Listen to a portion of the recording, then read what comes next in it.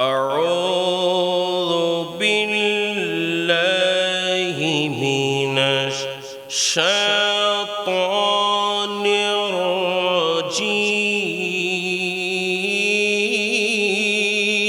الرجيم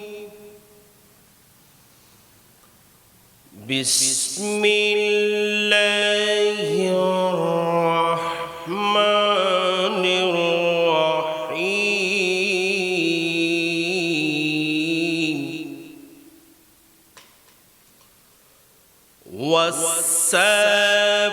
والسابقون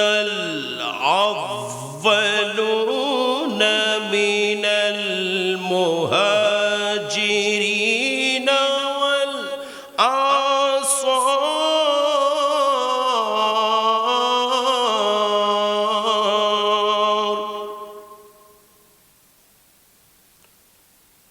والذين اتبعوهم بإحسان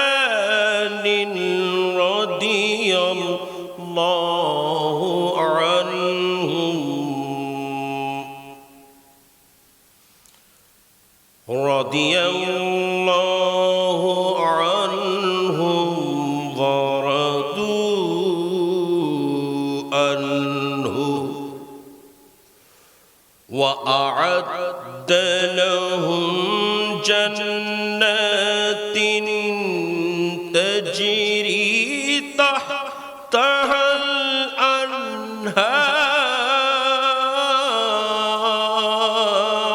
الأنهار خالدين فيها أبدا ذلك الفوز العظيم صدق الله مولانا العظيم وصدق رسوله النبي الكريم کربلا کے جانثاروں کو سلام فاطمہ زہرا کے پیاروں کو سلام فاطمہ زہرا کے پیاروں کو سلام کربلا کے جانثاروں کو سلام یا حسین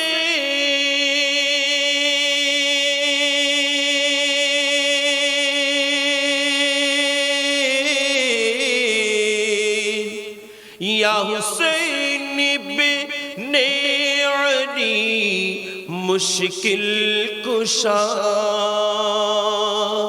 یا حسین ابن علی مشکل کشا آپ کے سب جانثاروں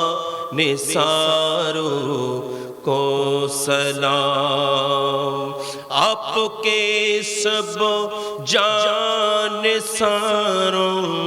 کو سلام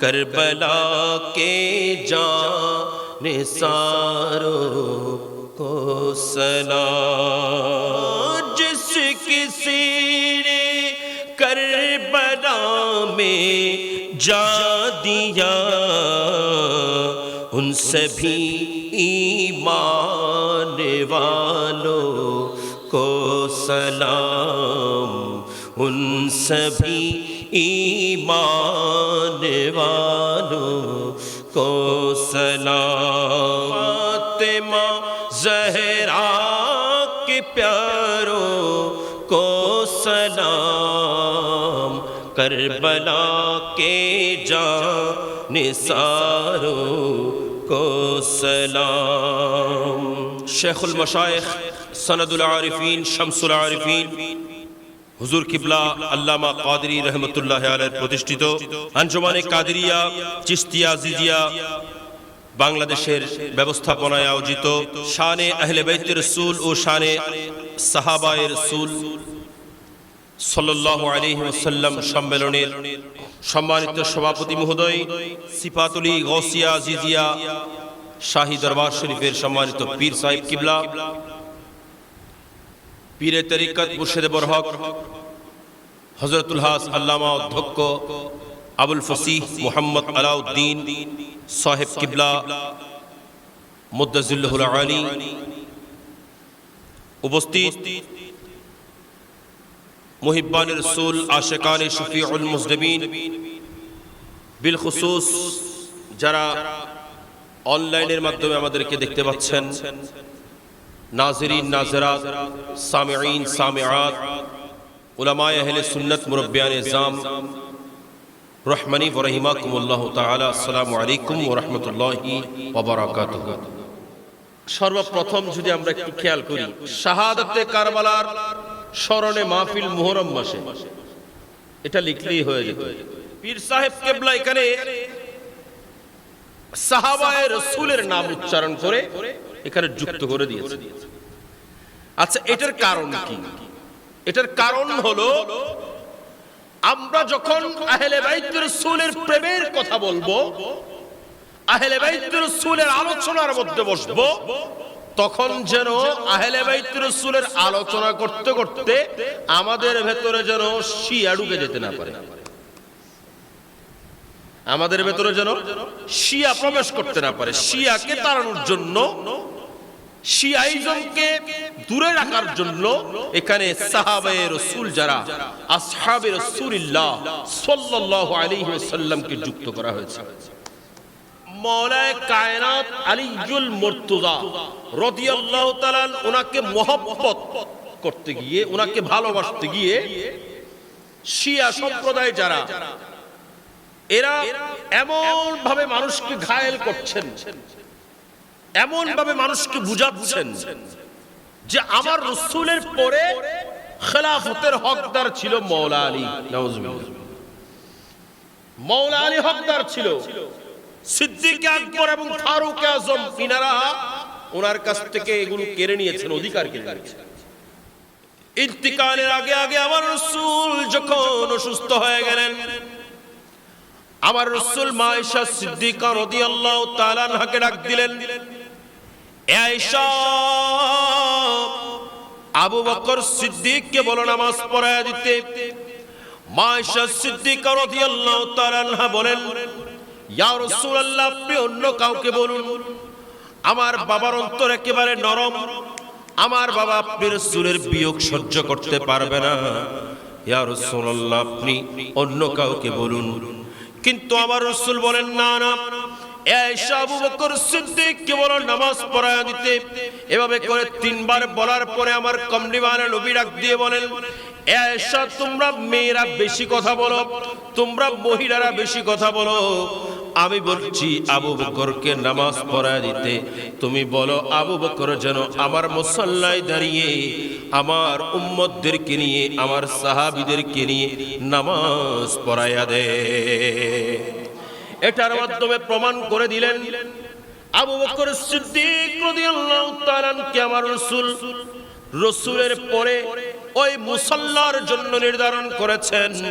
আর আমি এখন হাদিস যেটা আপনাদের খেদমতে তেলাওয়াত করলাম, আল্লাহর রাসূল বলছেন আবু বকর ওয়াজিরি, আবু বকর হলো আমি রাসূলের ওয়াজির নয়, বরং আমার কমলিওয়ালা নবী বলেন আমি রাসূলের দুনিয়ার মধ্যে দুজন ওয়াজির, একজনের নাম হলো আবু বকর, আরেকজনের নাম হলো ওমর।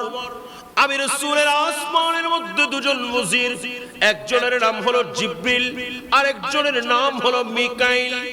আমার রাসূল একদিন আবু বকর সিদ্দিক এবং ওমর ইবনুল খাত্তাব দুজনকে যখন দেখলেন, ফাকালা হাযানে আস-সামউ ওয়াল বাসারু, হাযানে আস-সামউ ওয়াল বাসারু, হাযানে এই দুজন, আস-সামউ ওয়াল বাসারু কান এবং চক্ষু। আমি রাসূলের কান এবং চক্ষু, এই দুজনকে নিয়েই আমি রাসূল ময়দানে মাহশরের মধ্যে উঠব। আমি রাসূল আপন কবর মুবারক থেকে আমার রওজায়ে পাক থেকে উঠব। ইনাদেরকে নিয়ে আমি রাসূল মাহশরের ময়দানে যাব। এরা যাদেরকে পছন্দ করবেন, এদেরকে যারা ভালোবাসবেন, আমি রাসূল তাদেরকে সুপারিশ করব। তাহলে রাসূলের সাহাবীদের মর্যাদা এগুলো আমার কমলিওয়ালা নবী নিজেই এলান করছেন। আমার রাসূল এদের ব্যাপারে আরো বলছেন, সাহাবীদের ব্যাপারে। আন আব্দুল্লাহ বিন মুগাফফাল রাদিয়াল্লাহু তাআলা قال قال رسول الله صلى الله عليه وسلم আসহাবী, আমার সাহাবীদের ব্যাপারে, লা তাত্তাখিজুহুম গরাদান মিন বাদি, রাসূলের পরে তোমরা তাদেরকে কেউ গালবন্ধ করবে না, তাদের বিরুদ্ধে কোনো কথা বলবে না। ফামান আহাব্বাহুম ফাবিহুব্বি আহাব্বাহুম, যখন তোমরা তাদেরকে ভালোবাসো, তোমরা তাদেরকে ভালোবাসো আমি রাসূলের ভালোবাসার জন্য। অর্থাৎ আমি রাসূলের ভালোবাসা যদি পেতে চাও, আমি রাসূলকে যদি ভালোবাসতে চাও, আমি রাসূলকে যদি ভালোবাসতে চাও, তোমরা আবু বকর সিদ্দিককে ভালোবাসো। আমি রাসূলকে যদি ভালোবাসতে চাও, ফারুক আযমকে ভালোবাসো। আমি রাসূলকে যদি ভালোবাসতে চাও, ওসমান যুন্নুরাইনকে ভালোবাসো। আমি রাসূলকে যদি ভালোবাসতে চাও, হযরত মাওলা আলীকে ভালোবাসো। আমি রাসূলকে যদি ভালোবাসতে চাও, আমি রাসূলের যত সাহাবীরা আছে সবাইকে ভালোবাসো। হযরত আমির মুয়াবিয়া সহ সমস্ত সাহাবী যারা, তাদেরকে তোমরা ভালোবাসো, তাহলে নিশ্চয়ই তোমরা আমি রাসূলের ভালোবাসা পাবে। তাহলে রাসূলের ভালোবাসা পেতে হলে সাহাবীরা যারা আছেন সমস্ত সাহাবীদেরকে আপনার ভালোবাসতে হবে। কাদেরকে? সাহাবীদের সবাইকে ভালোবাসতে হবে।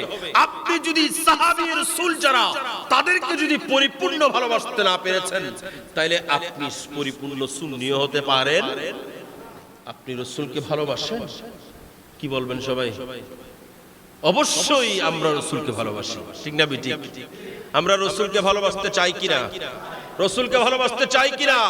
রাসূলকে ভালোবাসা এটা হলো ঈমান। কথা বলেন ঠিক না বেটি? এটার নামই হলো ঈমান। রাসূলের ভালোবাসার নাম ঈমান। আপনি যতক্ষণ আমার রাসূলকে অন্তর দিয়ে ভালোবাসতে পারেননি, আমার রাসূলকে আপনি প্রাণের চাইতেও বেশি ভালোবাসতে পারেননি, ততক্ষণ পর্যন্ত আপনি পরিপূর্ণ মুমিন হতে পারবেন না। কথা বলেন ঠিক না বেটি? আপনি সবকিছু হতে পারবেন, কিন্তু মুমিন হতে হলে আগে রাসূলের ভালোবাসা লাগবে। কারণ আমার রাসূল তো বলছেন, যেটা আমরা সবসময় শুনতে শুনতে আমাদের মুখস্থ হয়ে গেছে, লা ইউমিনু আহাদুকুম হাত্তা আকুনা আহাব্বা ইলাইহি মিন ওয়ালাদিহি ওয়া ওয়ালিদিহি ওয়ান নাস আজমাইন। দুনিয়ার মধ্যে আপনি আপনার মাকে ভালোবাসতে পারেন, আপনার বাবাকে ভালোবাসতে পারেন। আপনি মাকে ভালোবাসলে আপনি একজন যোগ্য সন্তান হবেন। আপনি আপনার বাবাকে ভালোবাসলে আপনি একজন যোগ্য সন্তান হবেন। আপনি আপনার সন্তানদেরকে ভালোবাসলে আপনি একজন যোগ্য বাবা হবেন। আপনি যখন এলাকার মানুষকে ভালোবাসবেন, আপনি একজন যোগ্য প্রতিবেশী হবেন। আপনি যাকেই যেভাবে ভালোবাসবেন, আপনার একটা একটা টাইটেল আসবে। কিন্তু মুমিন টাইটেল যদি আপনাকে অর্জন করতে হয়, তাহলে নিশ্চয়ই নিশ্চয়ই আপনাকে আমার রাসূলকে ভালোবাসতে হবে। আবু বকর সিদ্দিক যেখানে শুয়ে থাকতেন, উপরের জায়গা কালো। কিরে কি হলো? সবার মনে প্রশ্ন আসলো। ওনার সন্তানকে জিজ্ঞেস করা হলো, হযরত আব্দুর রহমান বিন আবি বকর, ওনাকে জিজ্ঞেস করা হলো, আপনার বাবা যে জায়গার মধ্যে ঘুমাতেন, ওনার মাথার উপরে এই জায়গাটা এভাবে কালো হলো কেন? আমাদের মনে একটা প্রশ্ন আছে, আপনি একটু আমাদেরকে এই বিষয়টা বুঝিয়ে দিন। সিদ্দিক আকবরের সন্তান হযরত আব্দুর রহমান বিন আবি বকর রাদিয়াল্লাহু তাআলা তিনি এলান করতে লাগলেন, এ আমার বাবার বন্ধুরা, এ আমার রাসূলের সাহাবীরা, জেনে রাখুন, আমার বাবা যখন আমার রাসূল কমলিওয়ালা নবী হুজুর পুরনুর সাল্লাল্লাহু আলাইহি ওয়াসাল্লাম এই দুনিয়া থেকে পরদা করলেন, আমার রাসূলের ইন্তিকালের পর থেকে আমার বাবা এমন ভাবে আমার রাসূলের প্রেমের মধ্যে কাঁদতেন, এমন ভাবে কাঁদতেন, আমার বাবার এই কান্নার সাথে সাথে আমার বাবার ভেতর থেকে একটা পোড়া পোড়া গন্ধ বের হতো। আমার বাবার ভেতর থেকে একটা পোড়া পোড়া গন্ধ বের হতো। এই গন্ধটা গিয়ে লাগতে লাগতে আমাদের ছাদের এই অংশটুকু কালো হয়ে গেছে। আমার বাবা জান আমার রাসূলের ফেরাকতের মধ্যে, রাসূলের ভালোবাসায় আমার বাবা থাকতে পারতেন না, আহ আহ শব্দ করতেন। ওনার ভেতর থেকে যে আহ শব্দ বের হতো, সেখান থেকে পোড়া গন্ধ বের হতো, সেখান থেকে পোড়া গন্ধ বের হতো। সেই গন্ধের কারণে এই জায়গাটুকু কালো হয়ে গেছে। সেজন্য সিদ্দিক আকবর রাদিয়াল্লাহু তাআলা আমার রাসূলের কাছে থাকতে থাকতে কত নিয়ামত পেয়েছেন। সিদ্দিক আকবর সবচেয়ে বড় নিয়ামত যেটা, কিয়ামত পর্যন্ত সিদ্দিক আকবরের জায়গা আমার রাসূলের কদমের মধ্যে হয়েছে। ঠিক না বেটি? তো রাসূলের কদমের মধ্যে যদি জায়গা মিলে আর কিছু লাগবে?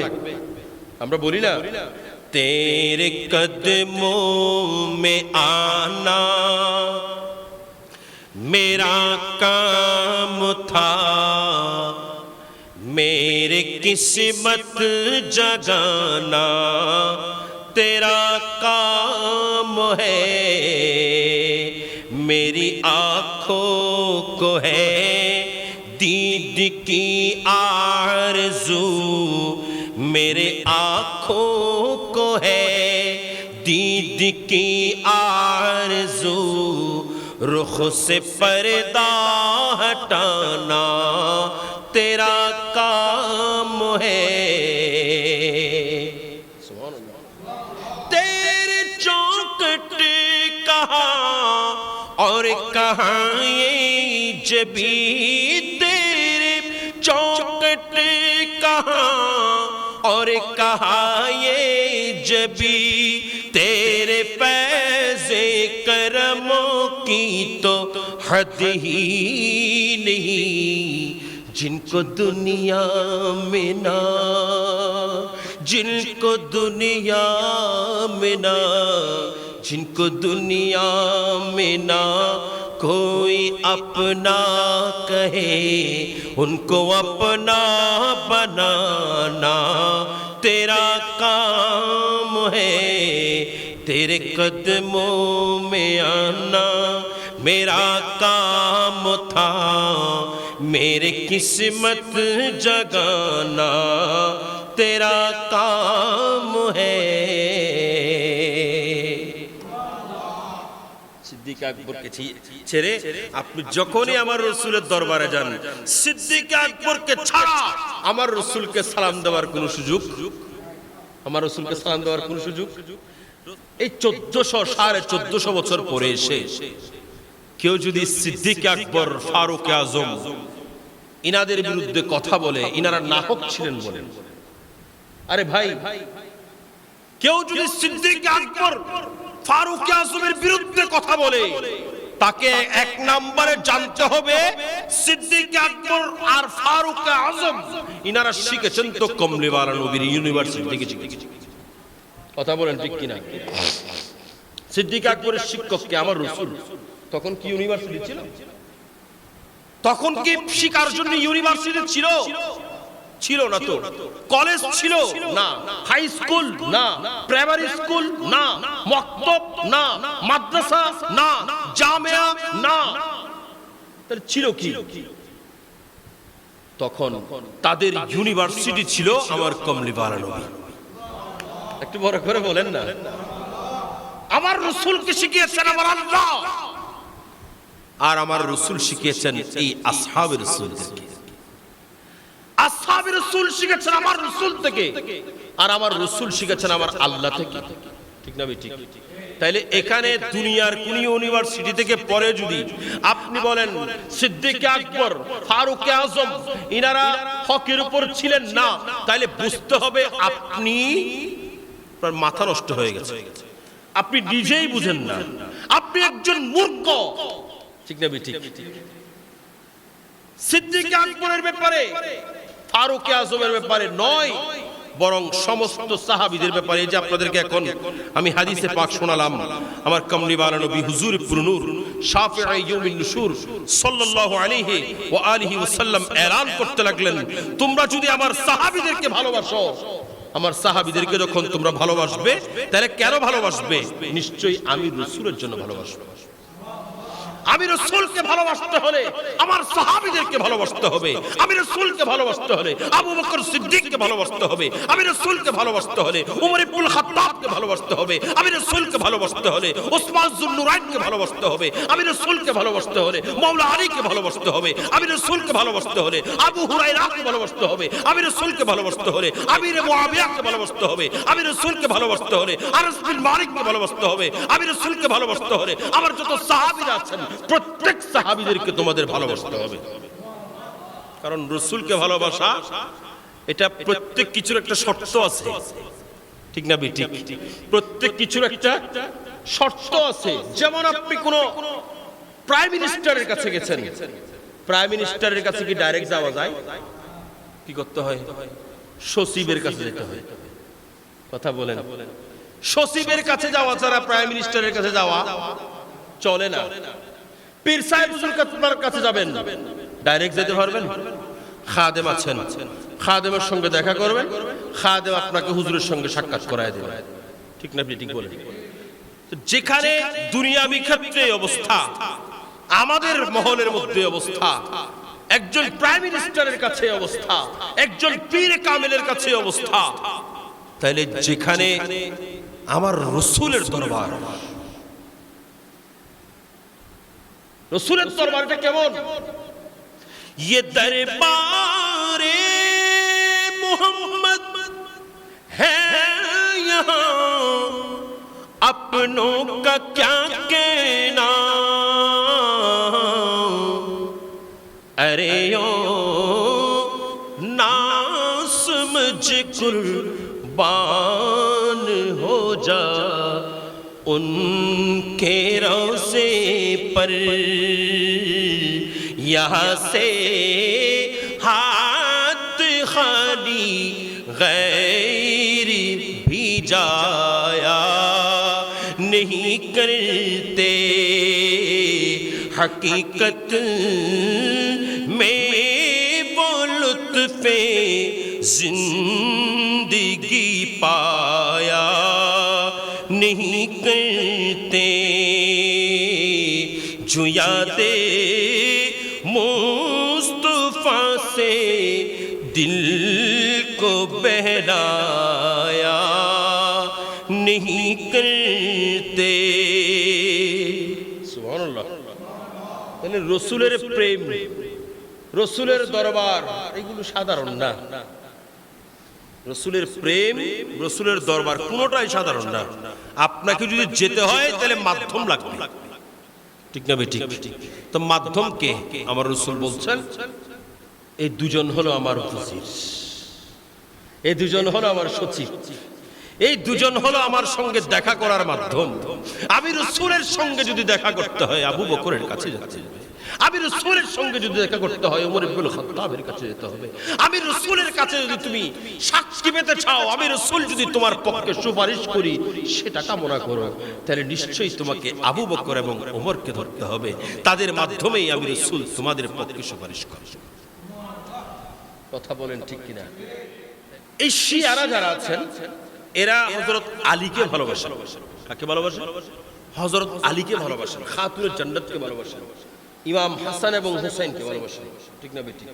আচ্ছা বলেন, আপনারা পীর সাহেব কিবলাকে মানেন, ঠিক না বেঠিক? আপনারা সবাই পীর সাহেব কিবলাকে মানেন না? আমরা মানি না?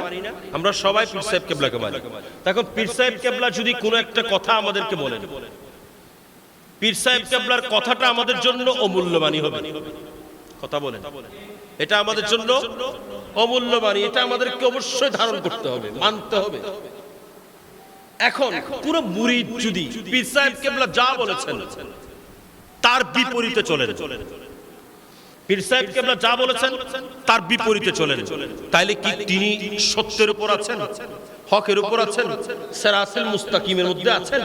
নাই। কেন? কারণ তিনি তো পীর সাহেব যা বলেছেন তার বিপরীত কাজ করেন। ঠিক না বেঠিক? তো এখন শিয়ারা যারা আছেন তারা মানেন মাওলা আলীকে। কাকে? মাওলা আলীকে। এখন মাওলা আলী কি বলেন এটা আমরা একটু শুনি। হযরত সাইয়েদনা আবু বকর সিদ্দিক রাদিয়াল্লাহু তাআলা সম্পর্কে হযরত আলী কাররামাল্লাহু ওয়াজহু শরীফ উনি কি বলতে লাগলেন? আন মুহাম্মদ বিন হানাফিয়া قال قلت لأبي أي الناس خير بعد رسول الله صلى الله عليه وسلم قال أبو بكر وقلت ثم من قال عمر। মুহাম্মদ বিন হানাফিয়া ইনি মাওলা আলীর সন্তান, ইনি বলতে লাগলেন আমি একদিন আমার বাবার কাছে প্রশ্ন করলাম, বাবা রাসূলের পরে সবচাইতে উত্তম কে এই উম্মতের মধ্যে? রাসূলের পরে এই উম্মতের মধ্যে সবচাইতে উত্তম কে? তখন আমার বাবা আমাকে বলতে লাগলেন নিশ্চয়ই এই উম্মতের মধ্যে রাসূলের পরে সবচাইতে সেরা সবচাইতে উত্তম হলো আবু বকর সিদ্দিক। আমি আবার প্রশ্ন করলাম এরপরে কে? আর আবু বকর সিদ্দিকের পরে ওমর ইবনুল খাত্তাব হলো এই উম্মতের মধ্যে সেরা। তাহলে কে বলছেন? মাওলা আলী। এটা আমার কথা না, এটা বুখারী শরীফের রিওয়ায়াত। কার রিওয়ায়াত? বুখারী শরীফের রিওয়ায়াত। আমি আমার মন গড়া কথা বলছি না, বুখারী শরীফের রিওয়ায়াত। মাওলা আলী বলছেন উম্মতের মধ্যে সর্বশ্রেষ্ঠ আমার রাসূল, আমার রাসূলের পরে সর্বশ্রেষ্ঠ হলো হযরতে সিদ্দিক আকবর, আর সিদ্দিক আকবরের পরে সর্বশ্রেষ্ঠ হলো ওমর ইবনুল খাত্তাব। সুবহানাল্লাহ।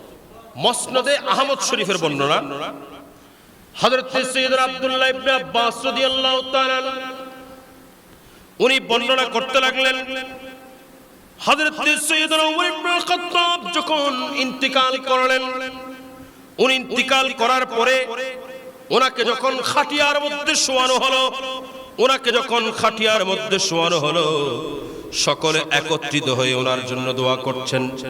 খাটিয়ার চারপাশে মানুষ যখন ইন্তিকাল করে আমরা যেভাবে ভিড় করি, আমরা যেভাবে চারপাশে এসে উপস্থিত হই, ঠিক তেমনি ভাবে হযরত সাইয়েদনা ওমর ইবনুল খাত্তাব যখন ইন্তিকাল করলেন ওনার চারপাশে সবাই এসে জড়ো হলেন, সবাই এসে উপস্থিত হলেন, সবাই এসে ভিড় করলেন। এমন সময়ে হঠাৎ করে হযরত আব্দুল্লাহ ইবনে আব্বাস বলেন আমি অনুভব করলাম কেউ যেন পেছন থেকে এসে আমার কাঁধের মধ্যে হাত রেখেছেন। কেউ যেন পেছন থেকে, মানুষ যখন ভিড় করে দাঁড়িয়ে আছেন, হঠাৎ করে আমি খেয়াল করলাম আমার কাঁধের মধ্যে কেউ যেন হাত দিয়েছে। আমি খেয়াল করলাম কেউ যেন পেছন থেকে আমার কাঁধের মধ্যে হাত দিয়েছেন। আমি পেছন ফিরে তাকালাম, আমি তাকিয়ে দেখলাম পেছনে এটা আর কেউ নয়, এটা হলো মাওলায়ে কায়নাত হযরত সাইয়েদনা আলী ইবনে আবি তালিব কাররামাল্লাহু ওয়াজহুশ শরীফ। মাওলা আলী বলতে লাগলেন, কি বললেন? মা খাল্লাফতা হাদান আহাব্বা ইলাইয়া আন আলকা আল্লাহু আযজা ওয়া জাল্লা। লাগলেন আপনার মতো এমন কোন ব্যক্তি নাই, আপনার মতো এমন কোন, আপনার মতো এমন কোন ব্যক্তি নাই, অর্থাৎ আপনি ছিলেন সেরা। আপনি ছিলেন, কথা বলেন না, আপনি ছিলেন সেরা। আপনার মতো কেউ নাই, আপনার মতো এমন কেউ নাই যার আমলের মতো আমল করে আমি পার হব। অর্থাৎ মাওলা আলী জানিয়ে দিলেন ওমর ইবনুল খাত্তাব, এটা সাধারণ নয়, সাধারণ নয়। ওমর ইবনুল খাত্তাবকে মাওলা আলী জানিয়ে দিলেন ইনি অসাধারণ। ওমর ইবনুল খাত্তাব ছিলেন আল্লাহর দরবারে প্রিয়। ওগো শিয়া শুনে রাখো, শুনে রাখো, তোমরা বুখারী শরীফ খোলো, মুসলিম শরীফ খোলো, মিশকাত শরীফ খোলো, তোমরা কিতাব খুললে দেখতে পাবা নিশ্চয়ই আমার কমলিওয়ালা নবী বলেন আমি রাসূলের পরে যদি কেউ নবী হতো তাহলে নিশ্চয়ই ওমর ইবনুল খাত্তাব নবী হতো। আমি রাসূলের পরে যদি কেউ নবী হতো তাহলে কে হতো? কথা বলেন, কে হতো? ওমর ইবনুল খাত্তাব হতো। তাহলে সেই সাহাবীদের শান, আমি শুধু আজকে আহলে বাইতের শানের দিকে যাই নাই, ইনশাআল্লাহ আমার ভাই মাওলানা শহীদুল্লাহ বাহাদুর সাহেব উনি আসবেন, উনি আহলে বাইতের শানের দিকে যাবেন। আমি অতটুকু যাওয়ার সময় নাই, আবার আমার এখান থেকে যেতে হবে আশেকানি ওলিয়া দরবার শরীফে, ওখানে মাহফিল আছে, ওখানে এখান থেকে আবার এক ওলির দরবার থেকে আর ওলির দরবারে যাব। তো দোয়া করবেন। আমি বেশি যাচ্ছি না, তবে এটুকু বলি, সাহাবী আহলে বাইতুর রাসূলের শান একদম কিছু সালাম উজুদিন আদি কেমন হয় কথা বলেন, একটু সালাম দেওয়া দরকার আছে না? একটা সালাম ওলিয়ে দিনই। আসসালাম ইয়া হুসাইন, আসসালাম ইয়া হুসাইন, আসসালাম, সবাই একটু সালাম দিব। আসসালাম ইয়া হুসাইন, আসসালাম ইয়া হুসাইন, আসসালাম ইয়া হুসাইন, সালাম ইয়া হুসাইন, আসসালাম ইয়া হুসাইন, আসসালাম ইয়া।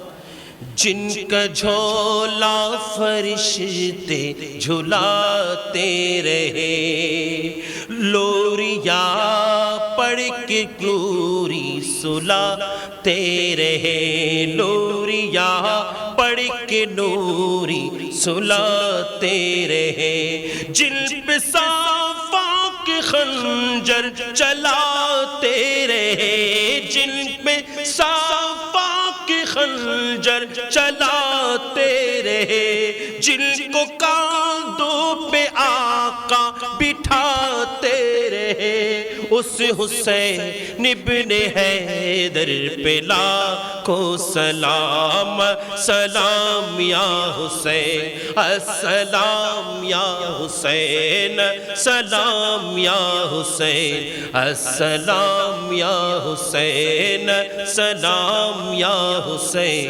अस्सलाम। जिनको धोखे से कोफे बुलाया गया, जिनको धोखे से कोफे बुलाया गया, जिनको बेटे बिठाए सताया गया, जिनको बेटे बिठाए सताया गया, जिनकी बच्चों पे प्यासे रुलाया गया, जिनकी बच्चों को प्यासे रुलाया गया, जिनकी गर्दन पे खंजर चलाया गया, उस हुसैन इब्ने हैदर पे लाखों सलाम, सलाम या हुसैन, सलाम या हुसैन, सलाम या हुसैन, अस्सलाम या हुसैन, सलाम या हुसैन, सलाम या हुसैन, अस्सलाम या हुसैन। मेरे हुसैन तुझे सलाम,